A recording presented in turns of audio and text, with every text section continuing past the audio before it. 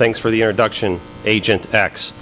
This is, that's really his name. It is. This is my first Defcon, so I'm a Defcon virgin. So I'm really excited to be here because, you know, I've been hearing about Defcon for years, and I've been hearing about all like the funky stuff that goes on later on. So I'm looking forward to some of that.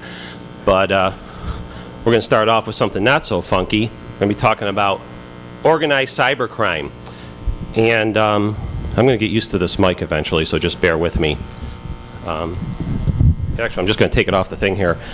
So the reason I want to talk about organized cybercrime is because I think this is the big problem on the internet right now. I think this is what is driving most of the things that are causing all of us misery and pain on the internet. It's these organized crime groups that have infiltrated the cyber community and are basically using the internet to carry out their operations. A lot of this stuff I'm going to talk about, you might not be really thinking about it as organized cybercrime, but I'm going to try to make a case, and hopefully by the time I'm all done with this presentation, you'll get an idea of what it's all about. So first I'm going to start off a little bit about myself, just what my background is, in case some of you are thinking about being an FBI agent someday. This will give you an idea of the career path. So I started off college as a musician. I was a band geek in high school, and I thought that when I grew up I want to be a band director. So I went to college as a musician, did that for 3 years, and started my senior year changing to a geology major. So my parents were really happy about that, by the way. So I ended up getting my degree. Exactly, I was a rock musician, okay, so I know, okay. Ended up getting my degree in geology, but I was really, at heart, I was a computer geek. And what type of computer geek was I? Well, I used to run a BBS.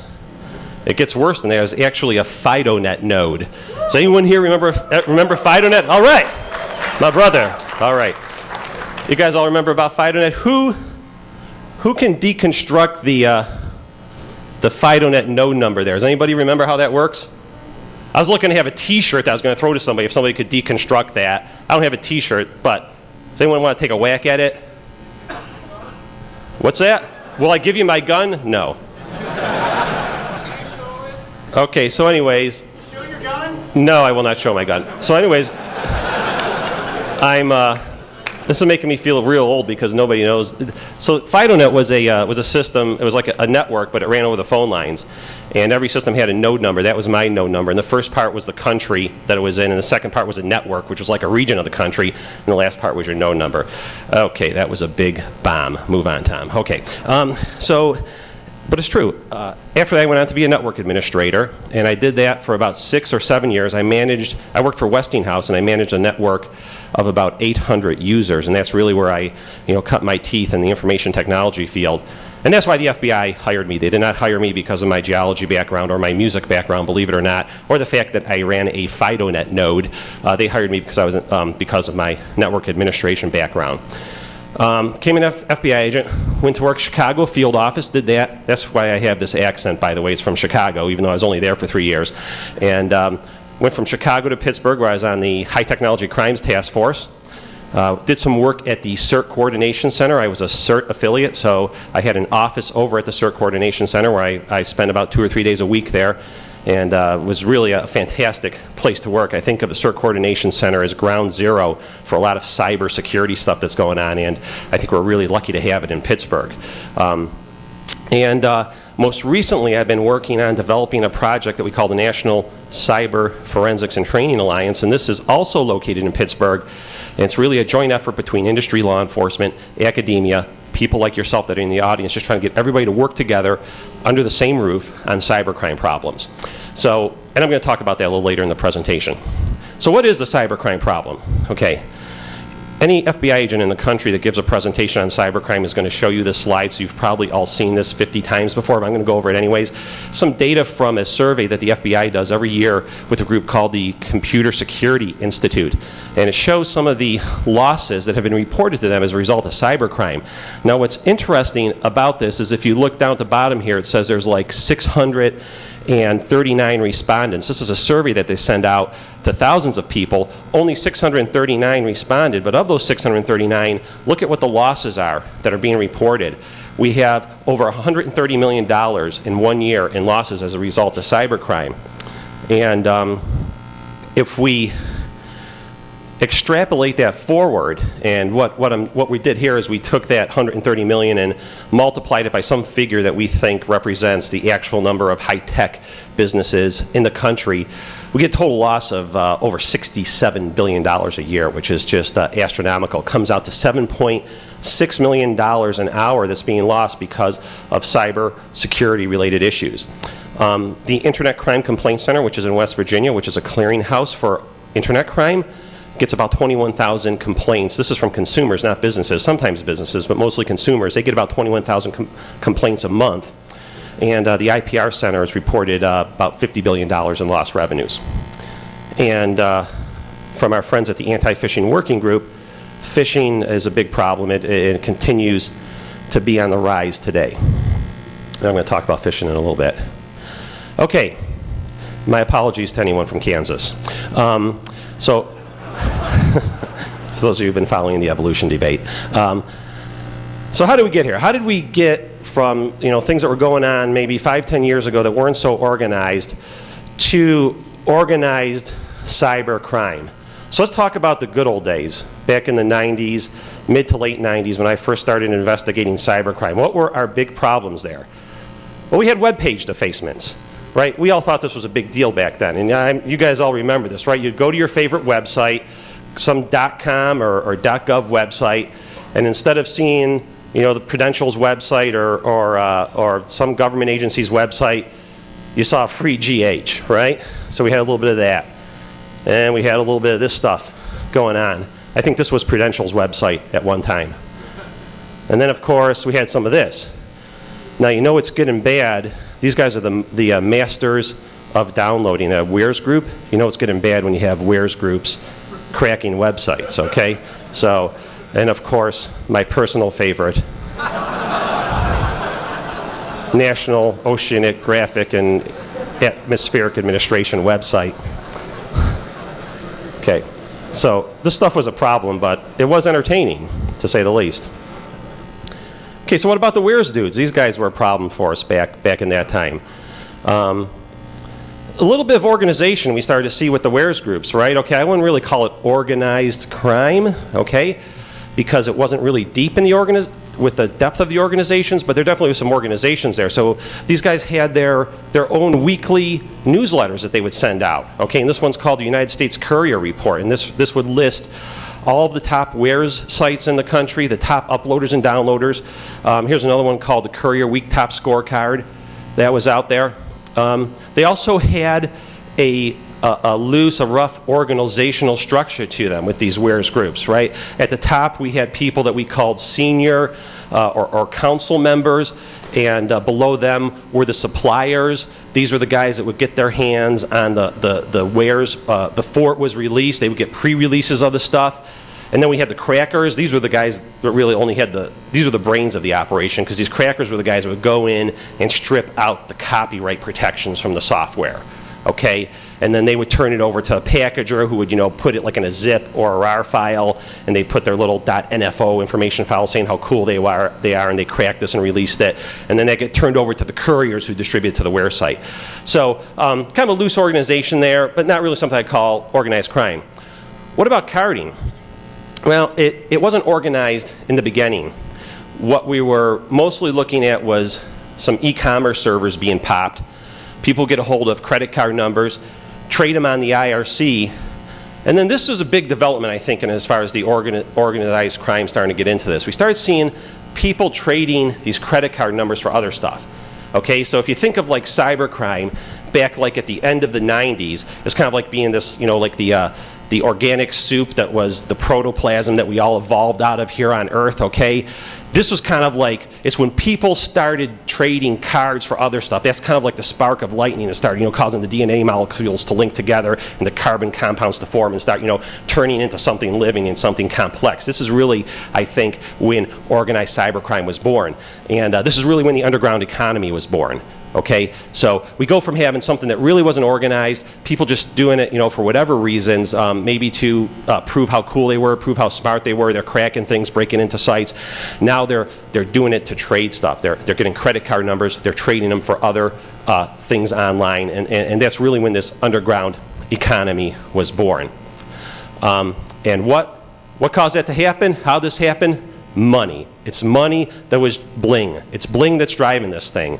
It's before we had money in the equation, cybercrime was about stuff other than this organized crime things that I'm going to talk about. So it's really all about the money. I think this is one of the most significant ways we can summarize what's changed in cybercrime over the last 5 or 10 years. Is it's all about the money now. At least the stuff that I think we should really be worried about from an internet perspective is the different stuff that's being done for money. So in the old days, you maybe had somebody write a virus because they wanted to demonstrate the skill that they had, or they had a political message that they wanted to get out, or they were frustrated about something in their life, so they would write a virus and prove to the world how cool they are. Well, now we see this malware. Viruses are being done for other things. It's being done for proxy bots that are being used for spam and phishing. Again, that's all about money. It's being used for keyloggers. So we have a lot of malware. It gets on the machine. It captures your login credentials, steals your account information so that people can go out and rip you off. And the stuff it's actually being marketed. The people that are writing this malware are marketing it as being AV safe. So you can go into these forums where the stuff's being sold, and someone will say, hey, I've got a new keylogger here, and I just tested it against all the antivirus software, and nothing hits on it. Okay, and this is actually something that's kind of a rude awakening for those of us that think you're all set as long as you have AV software installed. We're seeing about maybe 40% of the malware, the new malware that's being released, isn't detected by your different antivirus products. We have spam. Okay, spam is all about money. We've got these things called affiliate programs where a spammer can hook himself up with a marketer and basically market a product and get paid for the number of clicks that come in on his spam. So you get that advertisement that comes in your inbox for Viagra or enlargement pills or whatever it happens to be. You click on that, it takes you to a website. Well, the spammer gets some money in his bank account for that. The spammers need malware, right? So they're paying the guys that are developing the malware, so money's going back into the system that way. And then we also have, this is another thing that spammers are engaging in, is DDoS for hire. So spammers are getting upset that their spam is being blocked by these different anti-spam sites, so they're paying people to DDoS the spam sites and knock them offline. Okay, so this is what I mean by there's about it being all about the money, about there being an underground economy out there, and it all revolving around people making money. Phishing also is obviously, money aspects of phishing are obvious, and carding, which I'm going to talk a little bit more about. Okay, so where does organized crime come in? Okay. Where did my Goombas up here, how did they get involved with this stuff, and why is it so appealing to them? Well, for one thing, there is less risk in cybercrime than there is in traditional types of organized crime. There's less violence and there's less jail time. A lot of people would be surprised to hear this, but a bank robber, typical bank robbery, if you go in with a gun and hold up a bank, the average take on a bank robbery is like $3,000. It's not like you see in the movies where you go in and you come out with, $300,000-$400,000. Average take on a bank robbery is $3,000, and the person that's committing that crime runs an extremely high risk of something bad happening to them. They may get shot by the security guard at the bank while they're doing it. They may get shot by the police on their way out of the bank, and if they get caught, which they probably are going to get caught at some time, they're going to go to jail for a long time. At least 10 years, probably more like 15, 20 years. If they do it 3 times, if they're caught 3 times robbing a bank, then they're going to go to jail for the rest of their life. Okay, because they have this 3 strikes you're out law. So there's extreme amount of risk and violence with committing these crimes in real life. There's more profit from doing it in the cyber arena. You can run a phishing scam and make hundreds of thousands of dollars. You can be a spammer and be rich off your rocker. Okay, so there's a lot more profit and a lot less violence. The other thing is that the traditional organized crime world has become crowded. And what do I mean by it? Well, it's these guys that are up on the screen there that we think of as organized crime.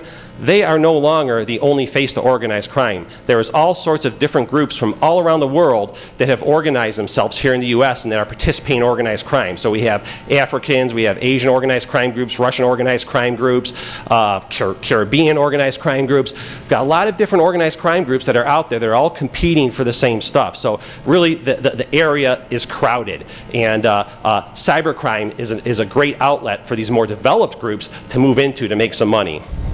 So spam. You might be thinking, spam is not a way to make a lot of money. Well, in fact, it's just the opposite. I think that spam is really the bread and butter of the underground economy. This is like these guys' steady job. This is like their 9-to-5 job for a lot of these cyber criminals. When all else fails, go back to spamming. Spamming is a good way to make yourself a steady living. And most of the different guys that we're looking at are involved with spam in some type of way. There's lots of money in spam. If you don't believe me, take a look at some of these pictures. This is all, well, except for the pile of money there. This is all stuff that's been seized from spammers. Big houses, $1 million homes, rare collectible cars, Humvees, all sorts of neat stuff. These are all stuff that we find in the possession of spammers when we execute search warrants on them and work cases against them. And spam is costing our economy money. Some different groups, it ranges from estimates. We have one estimate from this Ferris Research at $10 billion.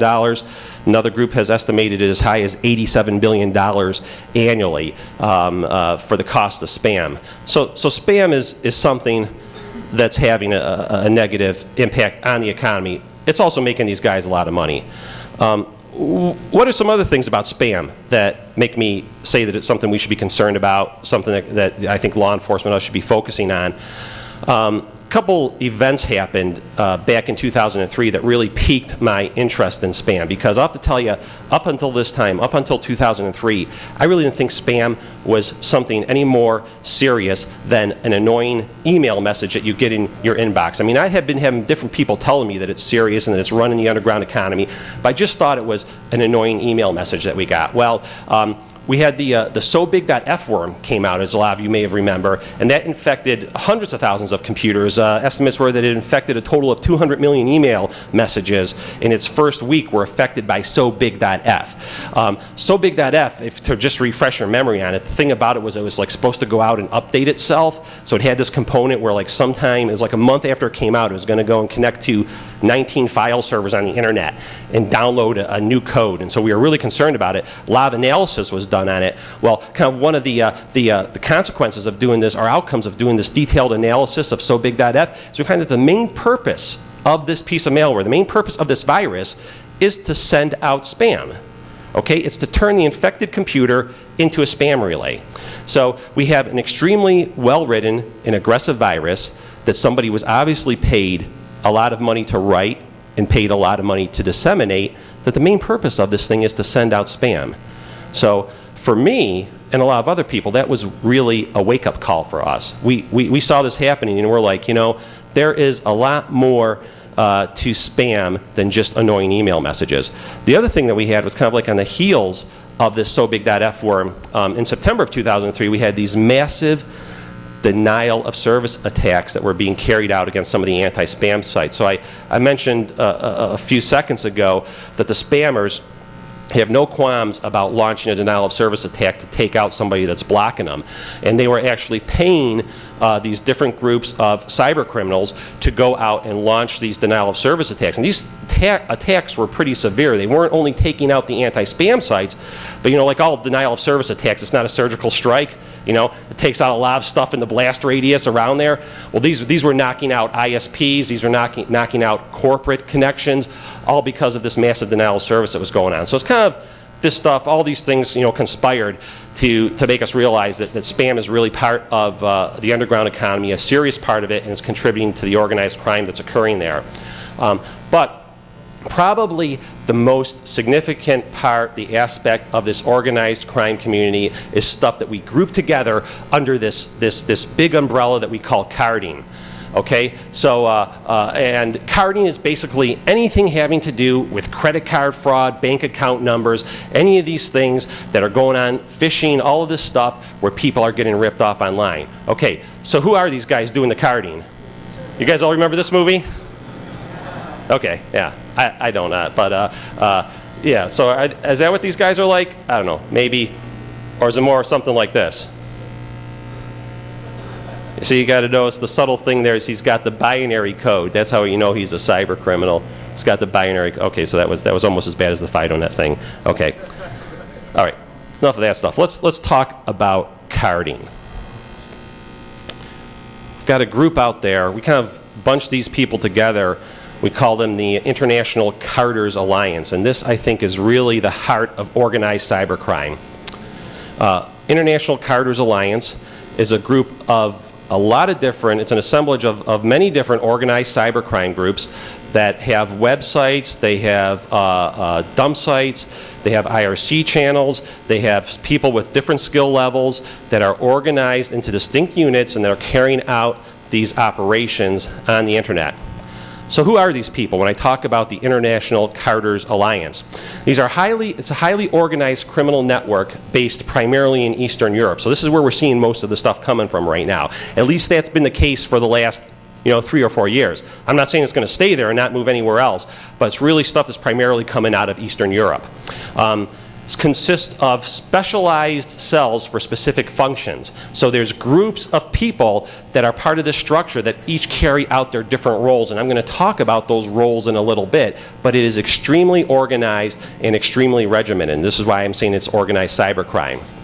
These guys utilize web forums, and you're probably familiar with some of these sites. Carter Portal, IACA, Mazafaka, Shadow Crew.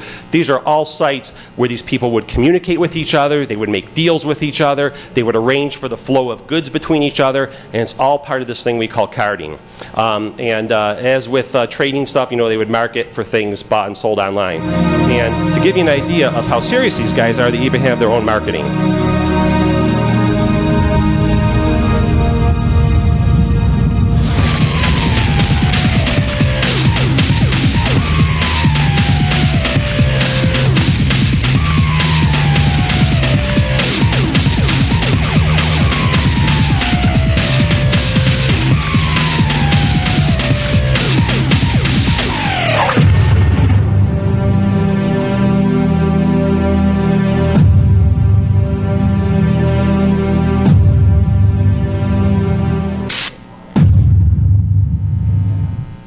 Okay, just so there's no confusion here, these guys are not doing something legal, okay?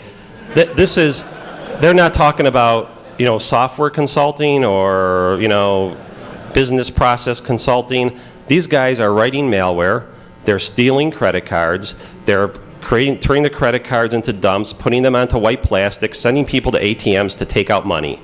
This is what these guys do, and they even have their own advertising. So that gives you an idea of how far this has evolved. It's pretty cool advertising too, isn't it? It is. They're as bad as yeah. I don't know who that is, but they're as bad as them. You have to tell me later. So what are some of these? Here's an example of one of the sites. This is a site called Carter Planet. And this is an example of a typical post on that site. It's posted, you can see the topic of the post is USA dumps. Now, when these guys talk about dumps, what do they mean by a dump? It's basically that account information from your credit card that's on the front of the credit card, plus stuff that they call the track 2 data, which is data that's encoded on the magnetic strip. It's an algorithm of some sort. I don't really understand the details behind it, but it's an algorithm that allows the credit card to work when you run it through some type of point-of-sale device or whatever. So they combine this data into something they call a dump and sell it. And you can see that this guy is offering dumps at different prices. Visa Classic for $38, Visa Gold for $75, Visa Platinum for $100, etc. Now, the other interesting thing about this post is that if you look right here, it might be hard for some of you to see in the back, but underneath the guy's name, it says Capo di Capi. Capo di Capi.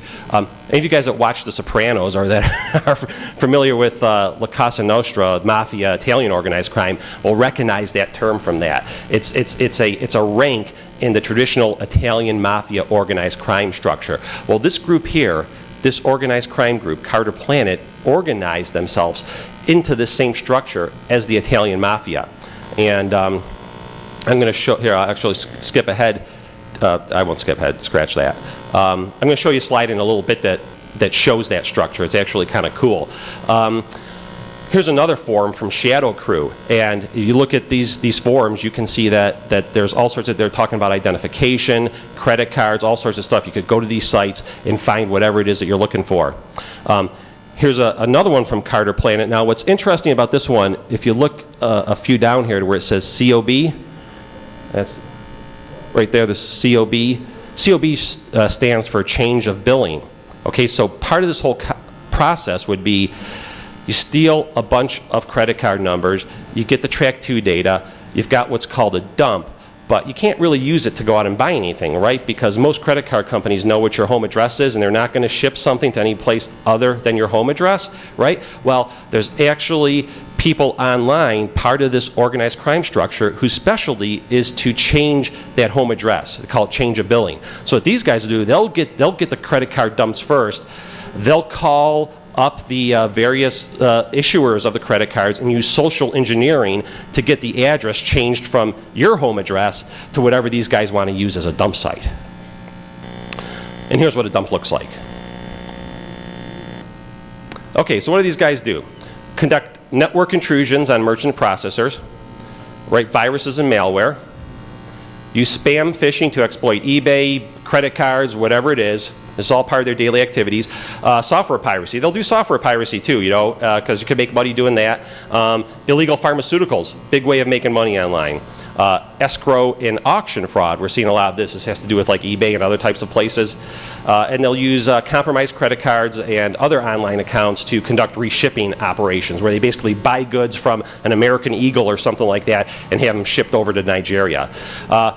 How do they work? What are their skills? These are people that do computer intrusions. This will be one of their specialties. Some of them are data brokers. These are the guys that are selling the dumps, moving the data around, stuff like that. Distribution activities, finding someone to have the stuff shipped to, finding someone to actually go to an ATM and take out money with the stolen credit cards. They produce counterfeit documents. Whenever we execute a search warrant on these guys, we find that they have all sorts of counterfeit documents in their possession, passports, driver's license, you name it. Money laundering, really, that's another aspect to this thing, is that really what we're talking about is money laundering, and this is why, like, you know, us and the FBI get concerned about this from, you know, a terrorism aspect, because this is a great way for people to launder money. This is the organized crime structure I was talking about earlier that I wanted to show this slide. This is the group Carter Planet, and you remember the guy that posted this, he was a Kappa de Capi. So they have all these different ranks, and anyone here that's students of organized crime will know these all come from La Cosa Nostra. This all comes from the Italian Mafia. The same ranks. Capo de Capi, Capi, Capos, which is the next level below that. Now what's interesting about this, if you don't think this is real, if you just think this is just a bunch of goofballs online, on this slide here, everything from the Capo level up, they would meet in real life in Eastern Europe in person several times a year. So this entire group was meeting all around Europe. This was real. This was a real structure, a real organized crime structure. But we're working on it. Yeah, we've got some of them. Yeah. That site's down. That's all I'll say, is that site's no longer out there. At least not in the same incarnation it was a couple years ago. And all of this doesn't have to happen online. So this doesn't have to start with a phishing scam that leads to your credit card information getting stolen. It doesn't have to start with an e-commerce site being popped. There's other ways for these guys to get this information, some of them just more traditional in real life type methods. One is with ATM skimmers. This is an ATM skimmer that we seized out of the mail. It was being shipped here from Europe, and it looks like a regular ATM. It would go on the storefront or whatever. It basically steal your credit card information. This is another one. This one I think is really cool. this is you can see it's a plain old-fashioned ATM, and the bad guy has slipped over the top of it this device that's basically going to skim your ATM card when you stick it in. So this device is going to record your ATM card. Your ATM card will go in and still function because it's going to go into the real slot on this machine. So you'll take out money. You'll think everything's okay. You're not going to realize that your number was just stolen. Now you might be thinking, oh, well, I'm still going to be safe because this guy's not going to get my PIN number, right? Okay, well, he actually is going to get your PIN number. I'm going to explain to you how this is done. If you look in the upper left-hand corner there, you see that what looks like something innocent, just a box containing brochures for the bank. Okay, take a closer look on that. It has a little hole in it. And you look on the back side, it's got a camera in it, a wireless camera. Most of it's battery, as you can see, as you would expect. Most of it's battery, but you can see there's a little wireless camera on the left there, and an antenna on the right. So how this guy would work his scam is he would put the skimmer on top of the ATM device, go out to his car, fire up his laptop, and then watch people typing their PIN numbers in. And then he would write that down. And at the end of the day, or whenever he was done doing it, he'd go take the skimmer off, and then he would have all the PIN numbers. Actually, it's really kind of smart. Okay. So what are we doing about this? I'm going to wrap up this presentation by talking about some new methods, some new things that the FBI is trying to help us go after these guys. And really at the heart of that is an initiative that we have going on right now. We call it the National Cyber Forensics and Training Alliance. And it's based out of Pittsburgh. That's where I'm from, in Pittsburgh. I work at this facility. And it's something that's very unique for the FBI and for the other participants. Basically, what this is in a nutshell, it's a place, I go to work every day. I work with a bunch of other agents there. But we sit side by side with people like yourself. We sit in the same room with people from industry, people from academia, people that don't have a gun and a badge. And we do that because it's our belief that the FBI, the government, does not have all the information, does not have all the answers to the cybercrime problem. The people that have the real answers to this problem are the people that are dealing with it every day, trying to protect their assets, trying to protect their resources. These are the people that have the answers to the cybercrime problem. So the NCFTA, it's a joint effort between industry, law enforcement, and academia. And the main focus is to combat cybercrime and improve network security. I'm running out of time here, so I'm speeding things up a little bit. NCFTA, what is it? It's a nonprofit. Okay, so it's neutral. It's not FBI space that I work at. It's not, doesn't belong to some company like Microsoft. It's neutral space where we all go to and we're able to share ideas and information. It's located in Pittsburgh, and it really stemmed out, as I said, stemmed out of the belief that us in law enforcement don't hold all the keys to solving the cybercrime problem. This is really the NCFTA in a nutshell. All these different law enforcement groups that you see, these are all represented at this facility that I work with. We all have office space there. All these different academic institutions. One of the reasons we located this in Pittsburgh was because of the strong academic computer security institutions they have in Pittsburgh. Most notably, the Computer Emergency Response Team is there along with these other great universities. And also all of our wonderful industry, private sector partners that help us out with things on a daily basis. This is really what the NCFTA is about, and it's a really exciting place to work. The advantage is that industry experts provide valuable data. They're really the eyes and the ears of the NCFTA. Information flows between all these three components. So I share stuff with the industry folks, they share stuff with me. It's really a very effective means for combating cybercrime. And each group provides a unique perspective. Is that 10 minutes? Was that the 10-minute signal or the? Okay, good. I had more time than I thought then. All right, well, we'll have some time for questions then. And it really provides a neutral environment. There's no ownership of anything there. We have NDAs that we sign. It's a great environment for us to work in. Academia, this is the benefits to academia and to us is that the analysts that work there, many of the analysts are actually students at some of these institutions that I just showed you in Pittsburgh. They are multidisciplinary, so they come in, they have backgrounds doing intelligence studies, information security, all sorts of different things. But the best part about it, for me, working with these students, is they bring a unique and creative perspective to looking at these problems. Anybody here in the audience that works in government, you know that we're not really good at thinking outside the box, okay? You may have, I don't know if you've noticed that or not. This is great. We work with these guys, these people don't even know what the box is, okay? They haven't been beaten down by the system yet, okay? So it's really extremely valuable for us in government just to be able to work with these people, and we get a lot of great stuff from them. And as I said, I'm there on the law enforcement side. We also have a representative from U.S. Postal Inspection Service and members of the Pittsburgh High Technology Crime Task Force. And what the other participants, the non-government folks there, get out of that is they get to see, for better or worse, how us in law enforcement work and what's important to us in terms of fighting cybercrime. You know, if they've got something they think is a case that we should be working on, well, they get to see like what we go through every day, what we need to make our cases, and what we need to collect evidence. Okay, now the last slide I'm going to show today and talk about, this is another, what I really believe is another vital aspect to the NCFTA model and to the general security of the internet. And this is what I call the white knights of the internet. Now, you guys all know that's Gandalf fighting a Balrog, right? Does everybody know that? Okay, okay. Because when I showed this slide to somebody earlier, and I said white knights, they said, yeah, you should have that guy from Lord of the Rings with the white hair. I said, you mean Gandalf? Yeah, that is Gandalf. So, okay. Sorry, I'm a dork. Not everyone is a Lord of the Rings dork. But these white knights, these are really the people that are, in my opinion, keeping the wheels on the internet. These are private organizations, private companies that help us on a daily basis tracking down cyber criminals, and they're also doing a lot in their own regards just to keep the internet going. So, Spam House, I can't say enough about Spam House. They're one of our biggest partners right now. They provide us with intelligence that not only allows us to go after some of these spammers that I was talking about earlier, but it's stuff that leads to all sorts of other cyber criminals. So the stuff that we get from Spam House, it goes into putting these guys that are running botnets in jail. It goes into, all sorts of bad things that are happening on the internet right now.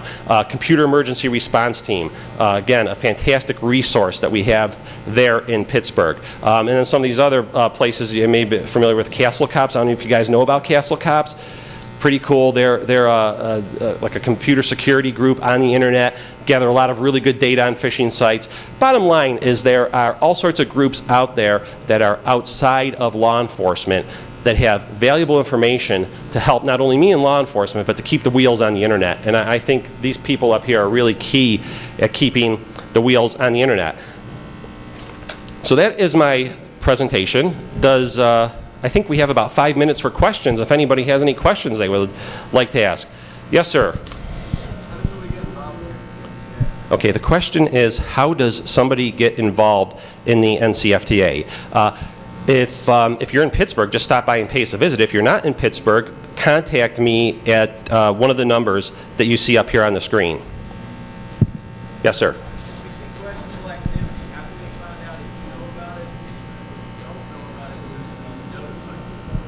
Okay, the question is if you see questionable activity, how can you find out if we know about it? The best way is to contact your local FBI office to make them aware of it.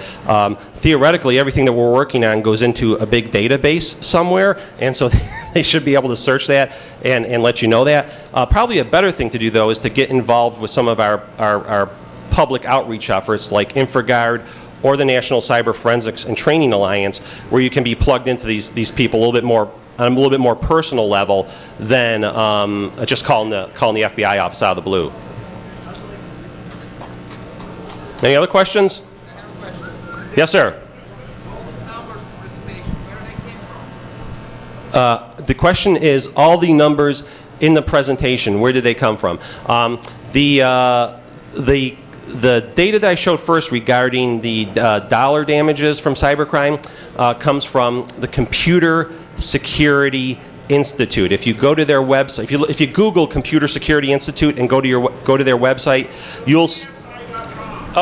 Someone just mentioned you. GoCSI.com is the URL. GoCSI.com. They have what's called the CSI FBI security report. That's where most of those numbers came from. Any other? Yes, sir.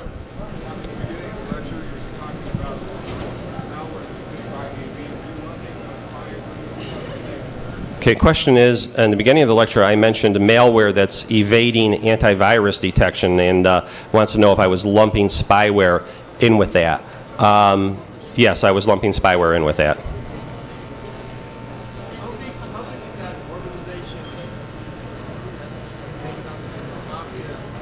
The question is, how big is the organization that I showed that had the structure that modeled the mafia, Carter Planet?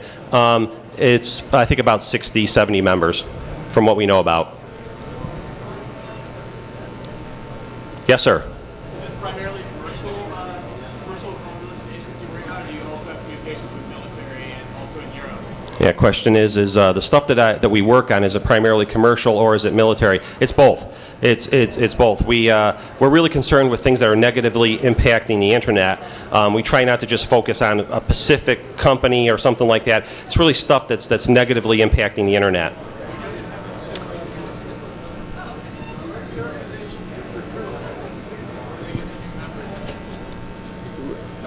The question is, where does our organization get the new... Oh, where do we get the bad guys from? Well, it's again, this is really what's at the heart of how the model works, is that everybody that participates in this project comes to us with different intel, comes to us with information, and they usually come in and saying, hey, we're getting hit with something right now. This is who we think's behind it. And that's part of our intel base that we have.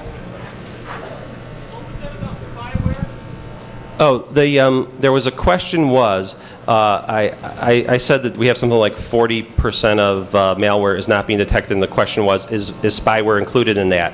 Yes, spyware is included in that. Oh, I'm sorry? Malware in general. I don't know what you mean by packaged spyware. I'm sorry. Last question right here from the guy in the gray shirt. How much have you seen recently with kind of more local criminal street gangs that would be normally considered a fairly disorganized group becoming more organized on the national level through gang websites and such? That's not something that I have personally been involved with, but I'm sorry. The question is, how much organization are we seeing from local street level type street gangs becoming organized and using websites and other such stuff to enhance their communications? Not something I'm really involved with directly, but I know it's going on. I know it's going on. In fact, someone just mentioned something to me before my presentation, that they're starting to see the street gangs get into this stuff now too. So everybody's doing it. And that's all. If you have any questions, I can take them out in the hall here. Thank you. I have